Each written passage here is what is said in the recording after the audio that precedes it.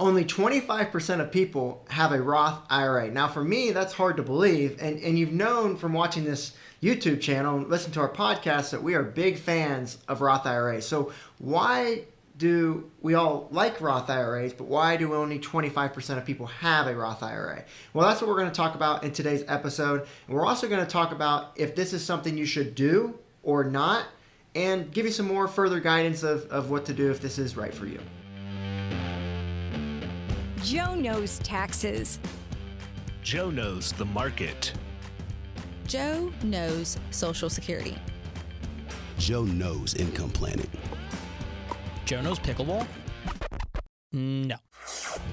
This is Joe Knows Retirement. So let's first start off by talking about why you may not have a Roth IRA. Now, there are many reasons why you may not. And if you go back in time, you got to understand that a Roth didn't exist forever. So a Roth IRA wasn't introduced until 1997, and then a Roth 401k wasn't introduced until 2006. But remember, some companies didn't offer it right away, and there's still some companies that don't offer it today. Now, most companies nowadays are offering it, but they just have introduced it in the last few years or not too long ago. And so if that's you, understand you may not have had this opportunity, but maybe you start to have that opportunity to start to contribute to those types of accounts. So we're going to talk about also today, is that the only way you can get money to a Roth, or are there other ways? And so that's one reason why we don't have as much in a Roth. So we also have to understand too that even though if we have a Roth IRA, there may be amounts or limits that we have to be aware of. So maybe we don't have a lot of money in a Roth IRA. And if you look at the stats out there, nearly $40 trillion are in tax-deferred dollars. Those are accounts where when you take out money, you've got to pay taxes. So that traditional 401k, that traditional IRA. And so most money is there, and there's less than $1 trillion in tax-free and Roth accounts. And so if that's the case, well, why is there such an imbalance here? And one of those reasons why is because, the history, like we talked about, they haven't been around forever, but also there's limits on how much you can contribute to a Roth IRA, to a Roth 401k. And so for a Roth IRA, if you're under age 50, you can only contribute $7,000 per year. If you're over age 50, you can contribute an extra $1,000 to that for an $8,000 total. And then for a Roth 401k, remember, you have to be offered that through your employer. But if you do have that option, then you could contribute $22,500, and then you could also do an $8,000 catch-up if you're over the age of 50. And so those are the opportunities you have. Now, everyone listening to this channel, not everyone may still be working. And so if you're not working, you may not have those abilities to contribute to those accounts. Again, another reason why we're limited on why we have so much less in Roth tax-free than we do in tax-deferred. But if you are working, you do have those opportunities. But for a Roth IRA particularly, you have to have earned income to be able to contribute. So that's another reason why we don't have as many options. And if you make too much money, you may not be able to even contribute to a Roth IRA. Now, you still could contribute to a Roth 401k without any issues with income. So you can make $1 million a year. If your company offers a 401k, a Roth option, you can max that out, and that does not count towards the Roth contribution limits for a Roth IRA. Also understand you can do both of them. So if you have both of these options and you qualify for both, then you could contribute the extra amount to the 401k and the amount to the Roth IRA, and those limits are separate. So you can max both of those out there. So those are the reasons why we may not have as much in tax deferred. And I know what you're thinking, Joe, you always talk about Roth. I need to have more money in Roth. I'm going to beat myself up here. No, I'm actually telling you that you probably made the right decision if you look back in history. Remember, tax rates used to be much higher than they are today. And so whenever tax rates are high, you typically want to defer them so you can pay them at a lower tax rate. Well, if tax rates are among the lowest that we've seen in history and set to go up here in 2 years in 2026, and you can see another video that I've done on that, and we probably expect tax rates to even go higher in the future, considering the amount of debt we have, considering the amount of spending we have, considering Social Security, Medicare is underfunded. There's going to have to get revenue from somewhere, and most people suggest it's probably going to be taxes. Now, the Congressional Budget Office put together a report that showed hundreds of different ways for them to get revenue, and I've done another video on that, but understand that most of them are going to go back to being at a disadvantage for you and mostly coming back to higher taxes in some way, some fashion to get more revenue. So with that being the case, that's why we're typically recommending, hey, maybe the Roth makes sense. Now, you've probably just learned that there's all these limits. We can't do a Roth because we make too much money, because we're not working anymore. Well, we only have so much money to contribute. Well, that's where I come in and say, hey, there's actually a strategy out there today that for majority of people, they can do without any of those limits being a factor. In this strategy here, if you have not done it yet or you haven't heard about it yet, I'd highly recommend you circle, highlight it, you take a note on this to make sure that you're acting on this. And this strategy is called a Roth conversion.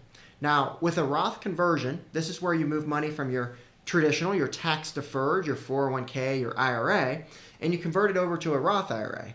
Now, it sounds pretty easy, just move from here to here, but what do we have to do? Well, we have to pay taxes. But again, do we want to pay taxes now or do we want to pay taxes later is a question that we have to ask ourselves. And most people are saying, hey, I may want to pay it now because tax rates are lower. And so you have to do the calculations for yourself to see where do you sit today and where are you going to sit in the future. And so, like I said, maybe having all that money in tax deferred was the right decision if you look backwards and you did it back in time. But are you making the right decision today? Is now the best place to have your money in tax deferred or is it tax free? And again, it's going to be different for everyone. But the majority of people we're seeing today, the tax-free makes a lot of sense. But also, to have that diversification. I always say, you don't want all your eggs in one basket. You don't want to put all your investments in gold. You don't want to put all your investments in just in cryptocurrency. You want to have a balance. Well, right now, if everyone has their money in tax-deferred and not as much as in tax-free, that's not much of a balance. So what we're typically looking to do with the people we work with is how do we have more of a balance? Now, typically, we don't want to have everything in the Roth, and I've done other videos on that as well, but we want to make sure that we have that balance so that we have control of when to take the money out, how to take the money out. For example, we may need $50,000 in retirement. Well, in this instance, we can choose which bucket we take the money out from, and we can control our tax rates. We can control, not bumping up Medicare premiums. We can keep Social Security less taxable. We can keep capital gains potentially tax-free. All of these different things play together, and if we can have control and plan accordingly and be proactive and be doing tax planning throughout the year, then we could save a lot of money on taxes by having that diversification there to pull out money for whatever we may need. So as you build out that income plan throughout retirement, understand the impacts of where you take that money out from.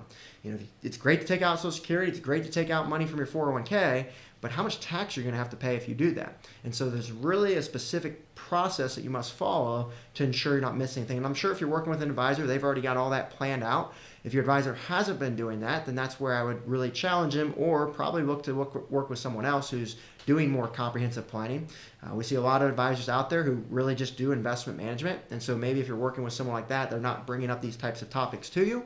If that's the case, I would definitely encourage you to explore and make sure you're getting the right fit, especially if you're paying a fee to get that service for yourself moving forward. Now, let's talk back to the Roth conversion here. And I know what you're thinking. This is too good to be true. There's probably limits on it. There's probably some things to be aware of. Like I said earlier, there's no limits on a Roth conversion. Just about anyone can do it. And so if you have $1 million of income, you can still do a Roth conversion. There's no income limits. There's no issue with the amount you can convert each year. So you can convert, if you have $1 million in your 401k, you convert all that right away. We had a guy come in and see us from actually one of these YouTube videos we've done, and he had $3 million in tax deferred. He said, Joe, we love the videos. We want to work with you guys, and we're ready to get this Roth conversion plan done this year. And we had to have a conversation with him and say, oh, well, if we do that this year based on all your sources of income, based on your plan, you're going to be paying nearly 50% taxes on all of that, and it's going to cause some other issues. Medicare premiums, Social Security is fully taxable, capital gains are going to be much higher. You're going to force yourself into AMT. There's all these issues, and so we were able to put together a plan for him and say, hey, what if we did this more strategically?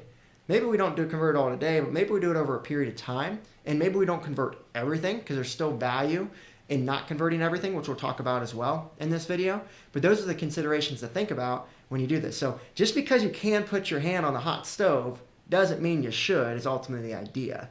Now, we are seeing with our clients, so most of our clients are doing some sort of Roth conversion right now, especially those who have saved up more in tax-deferred dollars, and they're taking advantage of this type of opportunity while this tax sale is in place before they go up here soon. And so to really determine how much you should Roth convert, it really takes more sophistication. It's not necessarily just I'm going to choose to convert $100,000 and hope for the best. It's more of, let's do some reports, let's do some calculations, let's run this through some more advanced tax software to really see what the most optimal amount is to convert. And so we get a lot of people that come to us that they just don't know what to do in this. They don't know how much to convert. They don't know how to calculate it. They don't know if they should convert 100,000. They don't know if they convert 50,000. They're afraid of the impact that this could make to their Social Security tax. They could pay higher for Medicare premiums, right? Medicare is based on your income. The higher your income, the more you have to pay for health insurance. You don't get better health insurance. You just have to pay more. And doing Roth conversions can impact all of these things, including capital gains, AMT, net investment income tax. And that's why we need a sophisticated plan that's really detailed. And with the clients we work with, we typically do 10, 20 plus hours of work in order to build their tax plan every year. And that's done at different points throughout the year as we get a better idea, as we get a better feel of what's happening. And then also you have to understand how everything plays together. And so the decisions you make on the Roth conversion is going to impact your other decisions within your financial plan as well. So again, that's why you want to have a collaboration. You want your financial planner coordinate with your CPA, coordinate with your estate planner, because there's also estate type taxes that you have to watch out for when doing this type of planning. And so if you have all those married together and working together all in one place, then you're going to really get to see how this all works together and make sure you don't miss anything. And we also get a lot of people, like I said earlier, who come to us just for this type of help, who, they basically say, I don't want to guess on how much to convert. I want to find that optimal amount. So if you have the right tools and resources, typically an advisor team can help you there. I mentioned your current advisor earlier. If they're not doing that type of planning as well, then probably another indication to seek out further guidance. Not all advisors do tax planning. That's something we're very strict to educate people on. The consumer may not understand how this world totally works, and so there's different advisors out there, and typically they charge the same fees, but some do more work than the others, and so that's something you definitely want to look out for as you're looking for that team to trust your life savings with moving forward. So I know I went pretty advanced there, so let's take a step back and let's kind of make this more high level, and let's give you a better feel if this is something you should do or not. So obviously get that advanced help that I mentioned earlier. That's going to be what allows you to make this decision. But let's just give you a better feel to see, hey, is this even worth exploring further? Should I really, pay money to get professional help on this? Can I do this on my own? Let's go through all of those types of details to make sure you're making the right decision here. And so when you look at doing Roth conversions, we have a rule of thumb. Again, not perfect, but to give you an idea who should be converting and who shouldn't. If you have $250,000 or less in that tax-deferred investment, that's typically when we say you may not want to Roth convert. And you may be asking, well, why, Joe? You're just saying how great it is. Well, there's something called the standard deduction in retirement. And for a married couple in 2024, it's $29,200. And so if you have $29,000 of IRA withdrawals in retirement and that's it, you don't have to pay any tax on that IRA withdrawal. So if you're working now, we may not want to do a big conversion and pay a tax if you're going to find yourself in that 0% bracket, is what we call it, under that standard deduction. And so if you have $250,000, maybe you have $300,000, well, your required minimum distribution when you turn 73 or 75, depending on when you're born, that's when the government forces you to take out money from your retirement accounts. Well, if they cause you to pull out 4%, which is around what it is at age 73, then if you have $300,000, you're only going to have to take out about $12,000 from that account. And so in that instance, you're probably going to keep under the standard deduction. Now, the thing to look out for is your Social Security, which can become taxable if that RMD becomes too big. So that's what you're looking into. But typically for the people we see, if they have $250,000, $300,000 or less, this type of planning may not make as much sense. Now, if you have a pension, that's where that could change. Because if your pension's always above $29,200, well, now you're forcing your Social Security to become taxable right away. Now you're starting to force yourself into higher income brackets with withdrawal from your retirement accounts. And that's where it may make sense to pay the taxes now versus later at higher brackets, since you'll be out of that standard deduction zone. So that's why we have that rule of thumb there. But remember, if you have a pension, your planning is very different. We do a lot of videos on pension planning. That's one of the specialties that we have.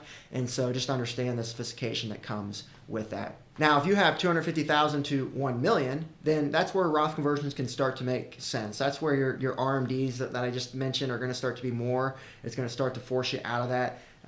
That standard deduction is going to start to force your Social Security to be taxable. And if you factor in, you may only be in the 12% tax bracket in retirement. If you have $250,000, $1 million from that RMD, well, you're actually going to start to force Social Security taxable. So your all-in tax rate's not necessarily 12% on that withdrawal, because you have to pick up some tax on Social Security. So it could be a 20% plus tax all in just by taking that extra money out. And so that's why it may make sense. Hey, maybe we're still working, but maybe we're in the 22% or the 12% bracket right now. Still can make sense to Roth convert it there. knowing that that could be 25% or more when tax rates go up of what you're taking out, even though you only may be in the 12 or 15% tax bracket. So again, understand how all this works together and understand the impacts of Social Security taxation and how all that plays together and how all that works. Again, an advisor team should be able to help you with that and understand how that works and have the software to be able to show how that plays out. And now, for the most people we work with, those with $1 million or more, that's when it's almost a non-negotiable for a lot of these advanced tax planning strategies. So, if you have $1 million or more, your planning is not necessarily cookie cutter anymore. If you have $1 million or less, it may not be as difficult to do the planning. There may not be as many strategies available for you. It may not be as complex. So if you have $1 million or more, you really need to make sure you're getting that advanced type of help from a team who does this type of planning. And because your RMDs, if you have $1 million, is $40,000 a year through that estimate calculation we just did. If you have $2 million, your RMD is going to be $80,000 a year. If you have $3 million, your RMD is going to be $120,000 a year, and that is going to push your tax brackets up to a higher bracket. You're going to force probably all of Social Security to be taxable, potentially force Medicare premiums to be higher. And so when all that stuff plays together, that RMD and that Social Security, you're going to have an income maybe around $200,000, $100,000 to $200,000. You may make more money in retirement than you did while you're working. And you've probably been told all your life, well, I'm going to be in a lower tax bracket in retirement. Well, that may have been the case back in the day, but nowadays, people are going to be probably paying more in taxes because Social Security is now taxable. It counts as income. Back before 1985, that didn't exist. And so when people said that back then, probably was true.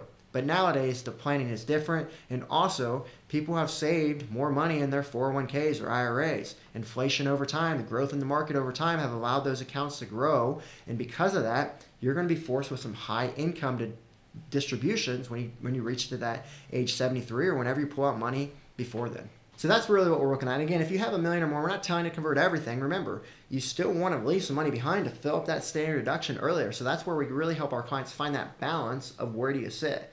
Do you have too much in tax deferred, too much in tax free? Let's run an analysis for a future projection to see how that works together. So hopefully this video helps you just get a better feel of if you should be doing a Roth IRA, if you shouldn't, and also know there's strategies out there for you. And so the key though is to be proactive and get moving now. We have 2 years before these tax rates go up in 2026 due to the Tax Cuts and Jobs Act that President Trump enacted in 2017. And so we need to make sure we utilize these tax brackets before the window closes so we're not leaving any money on the table. Now, if you're looking for more advanced help with your retirement planning, feel free to reach out to our team. We are taking on new clients at this time, and so we'd be glad to take a look at your situation to see if we could help you moving forward, or at least just give you the guidance to see, second opinion to make sure that, hey, you're not missing anything and you're on the right track. So feel free to reach out to us. There's a description. In the description, there should be a link to schedule a time with us, and we'd be glad to see how we can help you further here and potentially build a relationship moving forward to help you preserve and protect and grow your net worth and your life savings over time. Have a great day.